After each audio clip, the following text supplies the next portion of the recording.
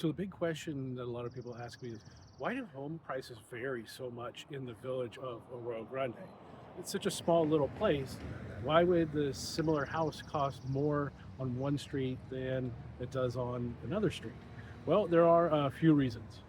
Again, this is a very quaint and quiet little neighborhood. Most of it is. But if you're on a pass through street, like I'm on Mason, this is on Mason. So right up the street here, that's a pass through street. And there's a bunch of traffic going through because they're trying to cut off the main street, meaning being Branch Street, to drive through the downtown area. So there's a lot of traffic on these pass-through streets. But once you get off the pass-through streets, you get on a quiet residential area like this, then there's no traffic. So that's really going to affect the value of homes because some people don't want to be on those pass-through streets where it's busy and you can't let the kids run out and play. Whereas down the street, it's a lot quieter. Also, you can see behind me that the difference in homes. We do have some big old Victorian homes down here next to smaller homes. You can see right behind me. So that's going to affect the value as well.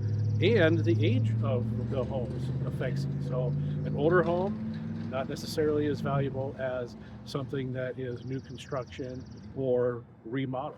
So also here in the village, some of our homes are elevated. So they can look down onto Branch Street and see the parades go by and see all the activities, while some of them are flat.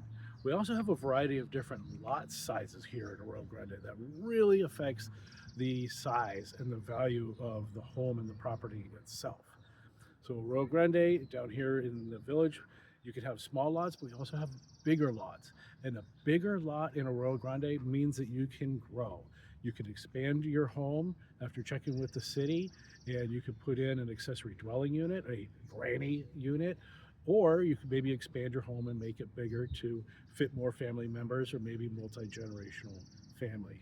But the city and the county here that are in charge of the planning departments in Arroyo Grande, they're very pro growth.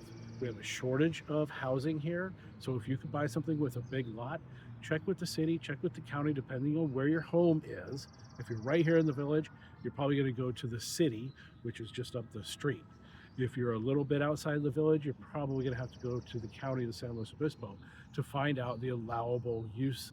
Also, home values, we have from craftsman homes, little teeny cottages to these bigger Victorians, and that really affects the value of the home, as does the walkability, meaning the distance you are basically in this whole area.